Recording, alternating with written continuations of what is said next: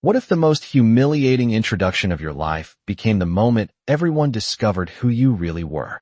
The ballroom of the Grand Lexington Hotel shimmered beneath crystal chandeliers that scattered warm light across polished marble floors, while a string quartet floated soft melodies through the crowded hall.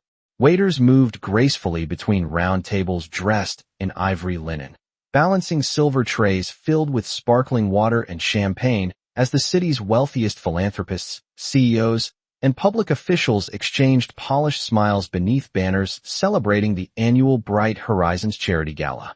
It was the kind of evening where every handshake carried influence, every photograph built another reputation, and every carefully chosen word could shape tomorrow's headlines. Outside, a sleek black sedan rolled quietly beneath the entrance canopy. Daniel Hayes stepped out first, smoothing the sleeve of his charcoal suit before walking around to open the rear passenger door. He offered his hand without saying a word. Victoria Hayes accepted it with practiced elegance, adjusting the diamond bracelet resting against her wrist before flashing the confident smile that had appeared on magazine covers more times than Daniel could remember. Camera flashes immediately erupted across the entrance. Reporters called her name. Volunteers hurried forward with welcoming smiles. Daniel simply reached back into the car, retrieved her evening shawl, and draped it gently across her shoulders the way he had done countless times before. "Mrs. Hayes, we're honored you could make it," one board member said enthusiastically as several major donors gathered near the entrance. Victoria greeted each of them effortlessly, her voice warm, polished, perfectly measured. Daniel remained half a step behind her, holding the car keys loosely in one hand. One elderly donor glanced toward him with friendly curiosity. "And who is this gentleman?" he asked. Victoria barely turned her head. Her smile never faded. "Oh," she replied with an amused little laugh. "He's just my driver." A ripple of polite laughter drifted through the circle. Someone nodded knowingly. Another guest smiled with quiet amusement before returning to the conversation. Daniel didn't react. His expression remained calm, almost peaceful, as though the words had passed straight through him without leaving a mark. He simply lowered his eyes, stepped aside, and allowed another arriving guest to pass through the doorway. Years earlier, those words might have wounded him. Tonight, they only settled into the growing silence he had learned to carry with dignity. Hidden inside the breast pocket of his jacket rested a small folded drawing colored with bright blue crayons. His 10-year-old daughter, Sophie, had slipped it into his pocket before he left home that afternoon. Across the top she had written in careful block letters, "Good luck, Daddy. I'm proud of you." Daniel touched the paper for only a second before letting his hand fall back to his side. Inside the ballroom, the chairman of Bright Horizons, Charles Whitmore, stood quietly near the stage speaking with several trustees. At 67, Charles had attended hundreds of galas, yet his attention suddenly drifted across the room toward the entrance. He had heard Victoria's introduction. His eyes settled on Daniel. Then they dropped to the simple silver ring Daniel still wore, engraved with a symbol almost no one else in the room would recognize. Charles slowly lowered the crystal glass in his hand onto a nearby table. The smile disappeared from his face. Beside him, his assistant leaned closer. "Sir, they're ready to begin the awards presentation in 20 minutes. Charles never looked away from Daniel. His voice remained calm, but something unmistakable had changed. "Not yet," he said quietly. "Cancel the schedule. Tonight isn't going to happen the way they planned." The applause inside the ballroom grew louder as Victoria disappeared into another circle of influential guests, leaving Daniel standing quietly near the coat check with nothing more than her car keys in his pocket and Sophie's drawing resting close to his heart. It was not the first time he had been left behind. Over the past 5 years, the distance between husband and wife had not been measured in miles, but in introductions that never happened, conversations carefully avoided, and photographs where there always seemed to be just enough room for everyone except him. Earlier that afternoon, before the sun had begun to settle over Manhattan, Daniel had been standing in the kitchen of their brownstone flipping grilled cheese sandwiches while Sophie sat at the counter coloring another picture. "Will Mom be home before the gala?" she had asked hopefully. Daniel smiled as he sliced an apple into neat pieces. "She is already at the office getting ready, sweetheart." Sophie nodded, trying not to look disappointed. She folded her drawing carefully before handing it to him. "If you get nervous tonight, keep this with you." Daniel laughed softly. You think your old dad gets nervous? She smiled back. Everybody gets nervous. Good people just hide it better. Those words had stayed with him all evening. After dinner, he had helped Sophie finish her math homework, braided the loose ribbon on her school project, and kissed her forehead before their neighbor arrived to watch her for the night. Only then had he driven across town to pick up Victoria from the foundation headquarters. She had stepped into the back seat without looking up from the speech on her tablet. Everything is running late, she had said. The governor might stop by. Several national donors confirmed this morning. Daniel adjusted the rearview mirror. That is good news. The children will benefit. Victoria sighed without lifting her eyes. Daniel, there is one thing. He waited. Please stay in the background tonight. There are people I need to impress, and complicated explanations only distract from the mission. The words had lingered inside the quiet cabin as traffic rolled along Fifth Avenue beneath glowing streetlights. Daniel had looked through the windshield for several seconds before answering. If staying invisible helps raise more money, then I will stay invisible. Victoria finally looked at him through the mirror. For just a moment something almost like guilt crossed her face, but it disappeared as quickly as it had come. Thank you, she whispered before returning to her notes. Now, inside the ballroom, Daniel watched from a respectful distance as Victoria greeted donors with flawless confidence. Every smile looked effortless. Every handshake looked practiced. She belonged in this world of polished speeches and expensive tuxedos. Daniel had never wanted that life. Years ago they had dreamed of building something that mattered together. Somewhere along the journey, the applause had become louder than the promises they once whispered across a tiny apartment kitchen while sharing takeout after long days of work. A young event coordinator hurried past carrying stacks of name cards. One folder slipped from her arms, sending papers across the marble floor. Several guests stepped around the mess without slowing down. Daniel immediately knelt beside her, gathering every page before the breeze from the opening doors could scatter them farther. Thank you, the young woman said, clearly embarrassed. Daniel smiled warmly as he handed back the folder. Everybody needs a hand sometimes. Across the ballroom, Charles Whitmore noticed the small exchange without saying a word. His eyes remained fixed on Daniel a little longer than before. Beside him, Preston Caldwell leaned closer with a confident grin. Everything is right on schedule, Mr. Chairman, he said. Charles answered quietly without looking away. No, Preston. I believe tonight is finally beginning. The ballroom settled into the comfortable rhythm of polished conversations and carefully rehearsed generosity. Crystal glasses chimed softly against silver trays while the scent of fresh roses drifted through the air, mixing with expensive perfume and the faint aroma of roasted coffee from the dessert station. Daniel preferred the quieter corners of the room, where people rarely noticed him unless they needed a door opened or a chair moved. That suited him just fine. He had spent years learning that dignity did not require attention. As he walked past a display showcasing the Foundation's newest clean water initiative, an elderly engineer studying the architectural model suddenly looked up. His eyes widened with genuine surprise. Mr. Hayes, the man said warmly. Daniel paused for a moment before offering a modest smile. Good evening, Frank. It has been a long time. Frank reached out to shake his hand with unmistakable respect. I cannot believe you are here. I was hoping. Before he could finish, Daniel gently squeezed his arm. Tonight belongs to the children. Frank understood immediately. He nodded, lowered his voice, and simply replied, It always has. A few guests nearby noticed the exchange. They glanced curiously toward Daniel before returning to their conversations. None of them recognized Frank Morrison as one of the nation's most respected civil engineers, and none of them wondered why a man with his reputation had greeted an unknown driver with such admiration. Daniel quietly continued walking. Near one side of the ballroom, several children from communities supported by the Foundation had been invited to attend the celebration. They stood proudly beside photographs showing new wells, classrooms, and community centers that had changed their neighborhoods.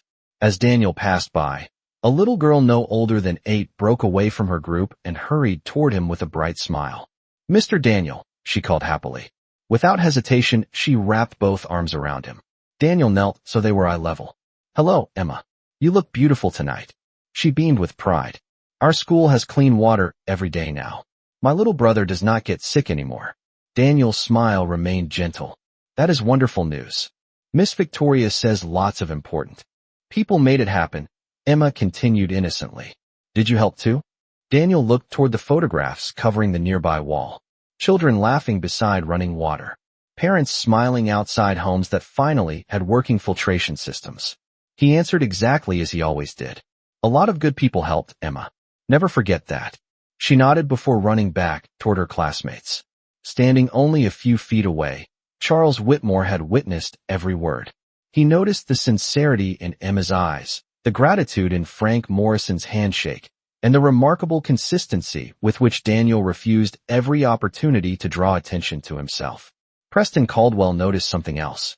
He noticed Charles watching Daniel. Walking beside the chairman, Preston spoke in a quiet voice.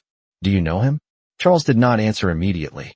His gaze remained fixed on Daniel as he adjusted one of the display cards that had begun to lean slightly sideways. Even something that small mattered to him. Finally Charles replied, I know the kind of man he is. Preston forced a polite smile. Interesting.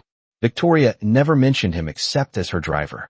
Charles slowly turned toward Preston, his expression unreadable. Some of the most valuable people in a room are the ones no one thinks to introduce. Preston laughed politely, assuming it was nothing more than another philosophical remark from the aging chairman. But a seed of uncertainty had already begun to settle in his mind. Across the ballroom, Daniel stopped briefly beside the large architectural model of the Foundation's flagship water purification project. He studied it for only a few seconds before reaching into his jacket pocket and removing a pin. One support pipe had been placed in the wrong position, creating unnecessary pressure inside the filtration system.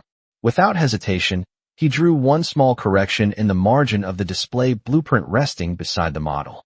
It took less than 10 seconds. Then he quietly returned the pin to his pocket and walked away. Charles noticed the correction immediately. So did Frank Morrison. Neither man said a word. But Charles looked toward the stage where the awards ceremony would soon begin, and for the first time that evening, a faint smile appeared across his face. The lights inside the ballroom gradually dimmed as soft instrumental music faded into silence. Conversation slowed to respectful whispers while every guest turned toward the grand stage where a towering screen displayed photographs of smiling children filling cups beneath newly installed water stations. Blue light washed across the room, reflecting against crystal glasses and polished marble like gentle waves. Victoria Hayes stepped confidently onto the stage wearing an elegant midnight blue gown that caught the spotlight with every graceful movement. The audience welcomed her with warm applause. Daniel remained near the back of the ballroom beside one of the marble columns, almost invisible among the catering staff and event coordinators. He watched quietly, not with resentment, but with hope. If the foundation raised enough money tonight, more families would receive clean water. That had always mattered more to him than recognition. Victoria smiled as she approached the podium. Good evening, she began, her voice calm and polished. Every child deserves the simple blessing of clean water. Tonight we celebrate not only generosity, but vision. Another round of applause filled the room. Behind her, photographs transitioned into engineering drawings of the flagship filtration system that had transformed dozens of struggling communities across the country. Daniel immediately recognized every line. He could still remember sketching those first designs years earlier on worn sheets of graph paper spread across a small kitchen table while Sophie slept upstairs. He remembered countless evenings measuring flow rates, calculating pressure loss, testing inexpensive materials, and refusing shortcuts because he knew families would depend on every gallon that passed through those filters. Victoria continued speaking with confidence. This initiative became possible because people believed that innovation could change lives. Her words were true, but each sentence carefully drifted around the name of the person who had first imagined the project. Daniel lowered his eyes. He did not expect gratitude. He had surrendered that expectation long ago. Suddenly his phone vibrated softly inside his jacket pocket. He stepped farther into the shadows before answering. Sophie's smiling face appeared on the screen through a video call. She was wearing her favorite blue pajamas and hugging a stuffed rabbit beneath a warm blanket. Hi, Daddy, she whispered excitedly. Is Mom giving her speech? Daniel smiled immediately. She is doing wonderfully. Sophie grinned. Did she tell everybody that you built the first water machine? Daniel looked toward the stage where another burst of applause echoed through the ballroom. He answered gently, never allowing disappointment to enter his voice. Tonight is about helping children, sweetheart. That is what matters most. Sophie tilted her head. You always say that. Daniel chuckled softly. Because it is always true. Before ending the call, she held up another drawing. It showed 3 people standing beside a bright blue water tower. Above them, she had written in colorful letters, "Families help together." "I will show you when you get home," she said. "I cannot wait," Daniel replied. "Now get some sleep." He slipped the phone back into his pocket and looked toward the stage once more. Victoria continued receiving admiration from donors seated near the front. Preston Caldwell stood just behind the curtain with a satisfied smile, nodding proudly every time another executive applauded the presentation. As Daniel quietly watched, he noticed the large engineering blueprint projected onto the screen. His eyes immediately found another mistake. One revised pipeline shown during the presentation would increase maintenance costs significantly if ever constructed. It was a small error, easy to miss unless someone understood every detail of the system. Daniel instinctively took one step forward before stopping himself. Correcting it now would interrupt the ceremony and embarrass Victoria publicly. He slowly stepped back instead. Some truths, he believed, deserved patience. Others deserved the right moment. From the front row, Charles Whitmore observed Daniel's brief hesitation. He followed the direction of Daniel's eyes to the blueprint, then looked back at the quiet man standing alone in the shadows. Charles understood exactly what had happened. Daniel had seen the flaw. Daniel could have exposed it immediately. Instead, he had chosen dignity over attention. Charles folded his hands together thoughtfully as the applause continued around him. In that silent decision, he had just learned far more about Daniel Hayes than any introduction could have revealed. The final applause from Victoria's presentation slowly faded as guests rose from their tables to mingle once again beneath the glittering chandeliers. Waiters refreshed coffee cups while quiet conversations filled every corner of the ballroom. Near the stage, Preston Caldwell accepted congratulations with effortless confidence, shaking hands as though the evening already belonged to him. Victoria stepped down from the podium smiling graciously at every compliment, but her eyes instinctively searched the room until they found Daniel standing alone near the back. He gave her a small nod of encouragement. It was the same quiet smile he had offered through every difficult season of their lives. For just a heartbeat, she almost smiled back. Then Preston approached carrying 2 champagne glasses. "Outstanding speech," he said. The donors loved every word. Victoria accepted the compliment politely. "Thank you." Preston lowered his voice as they walked toward the side of the stage where several executives waited. "The board members are already talking about expanding the initiative nationwide. This could change everything for the foundation." Victoria nodded. "That has always been the goal." Preston glanced across the ballroom until he spotted Daniel watching from a respectful distance. A faint smirk crossed his face. "Your driver seems very interested in engineering tonight." Victoria followed his gaze. Daniel had quietly stepped toward the display model again, studying the blueprint with thoughtful eyes before gently straightening one of the information cards that had slipped slightly out of place. Preston chuckled. Maybe he thinks he can improve it. Several executives nearby laughed politely. Victoria forced a small smile, but said nothing. Moments later, Preston walked directly toward Daniel. His polished shoes echoed softly across the marble floor before he stopped only a few feet away. "Beautiful event, is it not?" Preston asked with practiced courtesy. Daniel nodded. "It is." Preston folded his arms. Drivers usually wait near the entrance once the guests are inside. Daniel met his eyes calmly. "Victoria asked me to stay available if she needed anything." "Well," Preston replied, smiling just enough for those nearby to hear. "I think she has plenty of people taking care of important matters. You should probably remain where the staff gathers. It keeps everything looking organized." A few nearby guests exchanged awkward glances. Daniel never raised his voice. "If that makes the evening easier for everyone, I have no objection." Preston seemed almost disappointed by the lack of resistance. He leaned slightly closer. "You know, these technical displays can be confusing if engineering is not your field." Daniel looked briefly toward the blueprint. "Sometimes even experts overlook small details." Preston laughed confidently. "I assure you our experts have everything under control." Daniel simply nodded. I hope so. Without another word, he stepped aside, allowing a photographer to pass between them. There was no argument. No bitterness. Only quiet composure. Victoria approached moments later, clearly sensing the uncomfortable atmosphere. Daniel, she said softly, please do not misunderstand. Preston is only trying to keep tonight running smoothly. Daniel looked at her with the same calm expression she had known since they were young. I did not misunderstand. She hesitated before speaking again. This evening means a great deal for the foundation. I know. Please do not make anything complicated. Daniel glanced toward the enormous screen still displaying photographs of smiling children holding cups beneath fresh running water. I never came here to make anything complicated. His voice remained gentle. I came because those children deserve every opportunity this foundation can give them. Victoria lowered her eyes for a brief moment. She wanted to answer, but another donor called her name from across the room. Duty pulled her away once again. She turned reluctantly and disappeared into another conversation.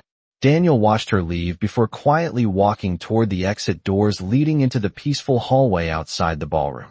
He needed only a few moments of silence before returning inside. As his hand reached the brass door handle, another hand rested gently on his shoulder. Daniel turned. Standing beside him was Charles Whitmore. The chairman's expression was calm, thoughtful, and filled with quiet respect. Mr. Hayes, Charles said softly, before you leave this room, there is something that needs to happen, and I believe the time has finally come. Daniel looked at Charles Whitmore with quiet confusion. The hallway beyond the ballroom was almost silent, softened by thick carpet and warm wall sconces that cast gentle pools of golden light across polished wood panels. The distant sound of laughter drifted through the closed ballroom doors, reminding them that the celebration continued only a few steps away. Daniel offered a respectful smile. Mr. Chairman, I appreciate your kindness, but I believe the evening is going well without me. Charles shook his head slowly. That is exactly the problem. Daniel remained silent. Charles continued, his voice steady and thoughtful. For years you have stepped backward so others could step forward. You surrendered recognition, declined interviews, removed your own name from every report I have ever signed, and never once complained when someone else accepted the applause. Daniel lowered his eyes. The work mattered more than the applause. Charles nodded gently. I know. For several quiet seconds neither man spoke. Then Charles reached inside the pocket of his tuxedo and unfolded a worn piece of paper. It was a photocopy of the very first donation agreement that had launched the Foundation's Clean Water Initiative years earlier. At the bottom appeared one simple signature. Daniel Hayes. Charles held the document carefully between both hands. Do you remember what? You told me the day you signed this. Daniel smiled faintly. I asked you never to build a statue. Charles smiled in return. You also said that if even one child could drink clean water because of this project, your family would have received a greater blessing than any public award could ever give. Daniel's eyes softened at the memory. I still believe that. Charles folded the paper again. So do I. But there is something you did not consider. Daniel looked up. What is that? Charles answered without hesitation. Children deserve heroes they can actually see. Before Daniel could respond, the ballroom lights flickered once, signaling the beginning of the evening's awards ceremony.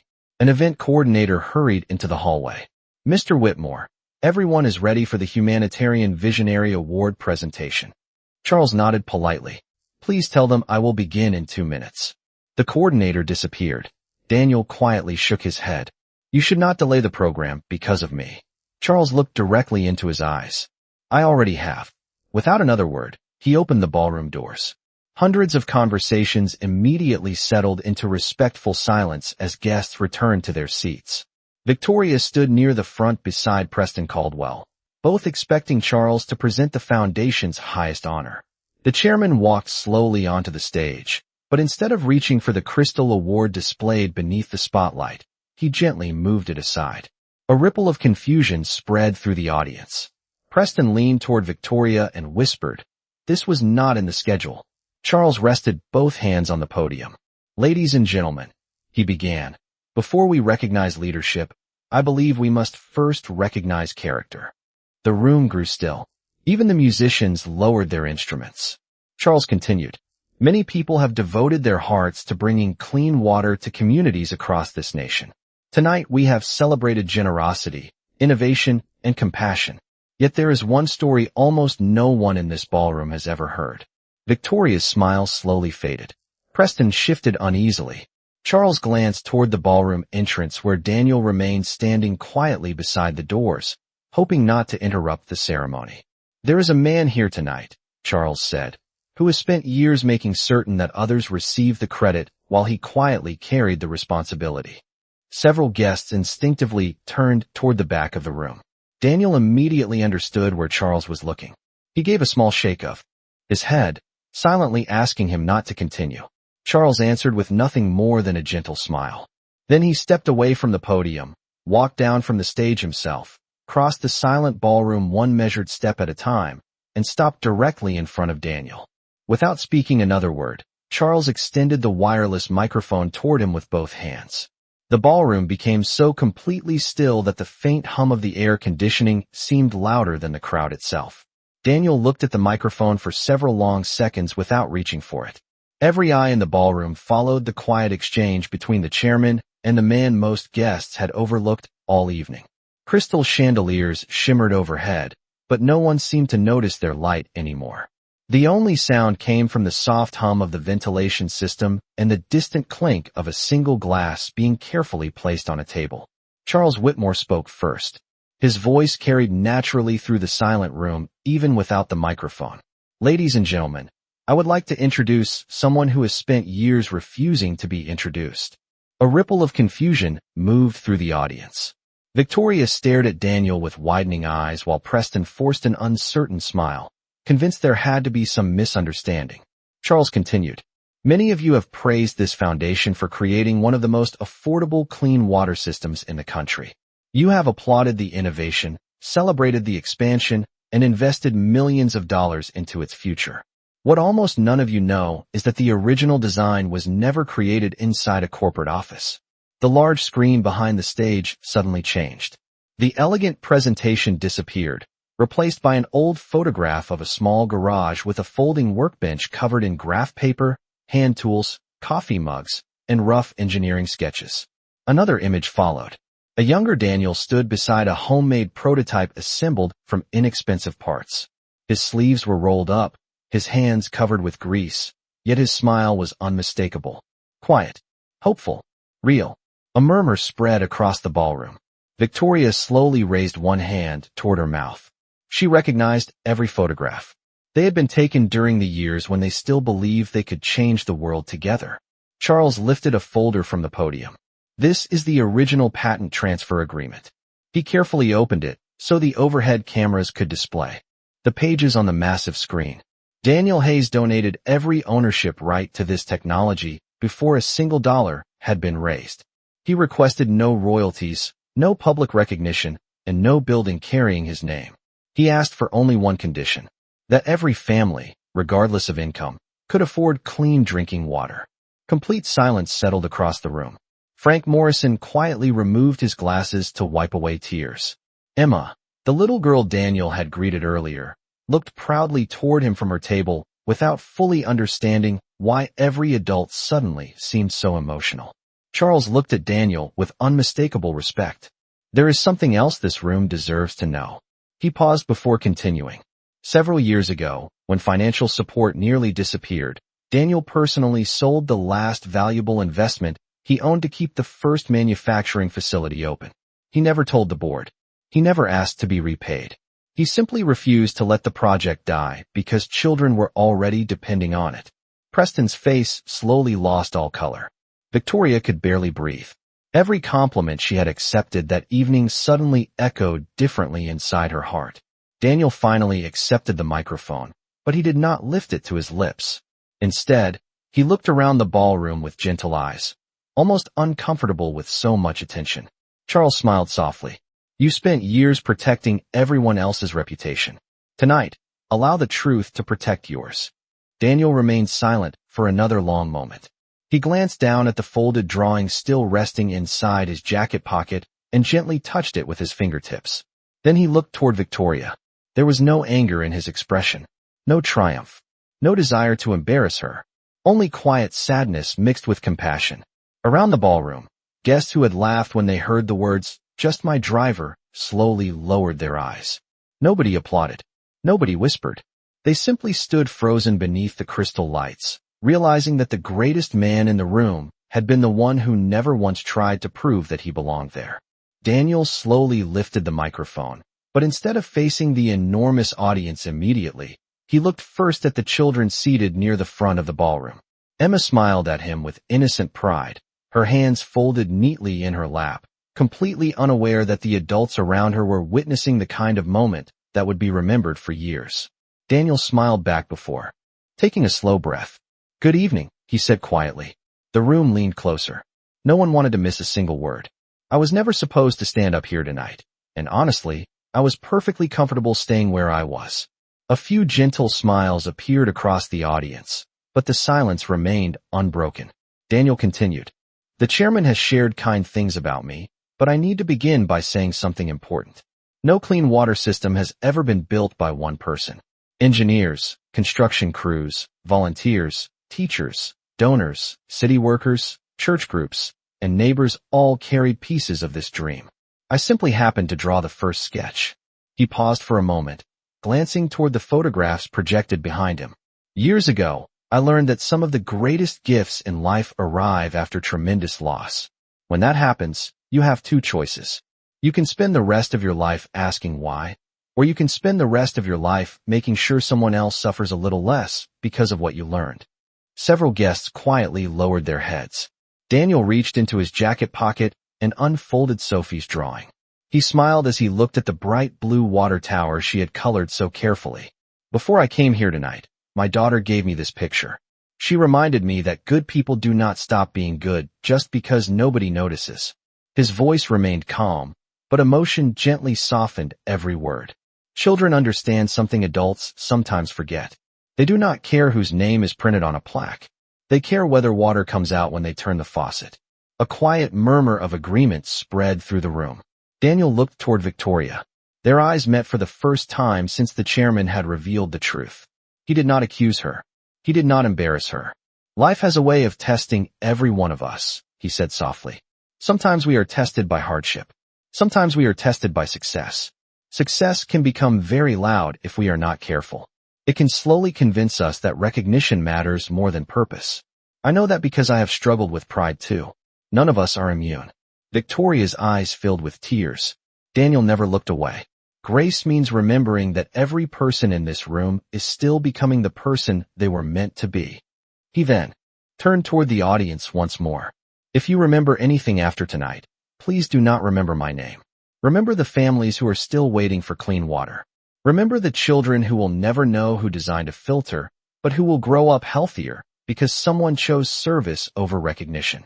Charles Whitmore quietly wiped the corner of one eye. Frank Morrison began applauding first, slowly and sincerely. Within seconds, others joined him, but Daniel gently raised one hand. The applause gradually faded. "One more thing," he said with a warm smile. "A title tells people where you sit. Character tells people who you are when nobody is watching. If tonight has taught us anything, I hope it is that we never underestimate the quiet person standing in the back of the room. Sometimes the strongest voice is the one that never asked for a microphone." When Daniel lowered the microphone, the ballroom remained completely still for one long breath before every guest rose to their feet together, not because they had been instructed to stand, but because respect had quietly accomplished what applause alone never could. The standing ovation continued for several moments, yet Daniel never looked toward the crowd. Instead, he quietly stepped away from the center of the stage and returned the microphone to Charles Whitmore with the same humility he had shown all evening. Charles accepted it with a grateful smile before placing one hand gently on Daniel's shoulder. "Thank you," he whispered. Daniel simply nodded. "Take care of the children." Those 6 words carried more weight than any acceptance speech could have. Around the ballroom, conversations resumed slowly, but nothing sounded quite the same anymore. The laughter had disappeared. Pride had been replaced by reflection. Guests who had once walked past Daniel without noticing him now stepped forward one after another, offering handshakes instead of assumptions. Frank Morrison embraced him warmly. Emma ran over with the brightest smile in the room and proudly announced, I knew you helped us. Daniel knelt beside her and smiled. Promise me something. She nodded eagerly. When you grow up, help someone who cannot repay you. I promise, she answered without hesitation. A few minutes later, Daniel quietly slipped away from the celebration and stepped outside beneath the cool Manhattan night. Light rain had begun to fall, covering the city streets with shimmering reflections of traffic lights and towering buildings. He stood beneath the entrance canopy, breathing in the crisp evening air as the noise of the ballroom faded behind him. The heavy doors opened softly. Victoria walked outside alone. For several moments, neither of them spoke. Rain tapped gently against the stone steps while distant taxi horns echoed through the avenue. Finally, Victoria looked at him, her voice barely above a whisper. I do not know when I stopped seeing you. Daniel remained calm. I think you never meant to stop. It happened one small choice at a time. Tears slowly filled her eyes. When I introduced you tonight. She could not finish the sentence. Daniel spared her the effort. I heard every word. She lowered her head. I thought success meant being admired by important people. Daniel looked toward the city skyline, glowing beyond the rain. Real success is coming home knowing your daughter will be proud of the person you were today. Victoria quietly wiped away a tear. Can you forgive me? Daniel answered honestly. Yes. Hope briefly returned to her face. Then he continued gently. Forgiveness is something I can give today. Trust is something we have to rebuild tomorrow. She nodded, accepting the truth without argument. Daniel reached into his pocket and pulled out the car keys.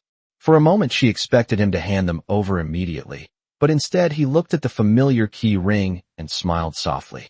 You once told me to stay invisible because it would help the mission. He placed the keys carefully into her hand. Tonight the mission found its own voice. You can drive yourself home. There was no bitterness in his words, only quiet dignity. Months passed. Bright Horizons expanded its clean water projects across the country under new leadership chosen by the board. Charles Whitmore insisted that every future presentation include the names of every engineer, volunteer, and community worker who made each project possible. Daniel declined every television interview that followed, choosing instead to spend weekends visiting construction sites with Sophie, who loved handing bottles of water to volunteers twice her age. One bright spring morning they stood together beside the foundation's 100th completed water station while children laughed nearby, filling blue buckets beneath clean running water. Sophie looked up at her father and squeezed his hand. Mom came today. Daniel turned and saw Victoria several yards away, wearing a simple volunteer shirt instead of an evening gown.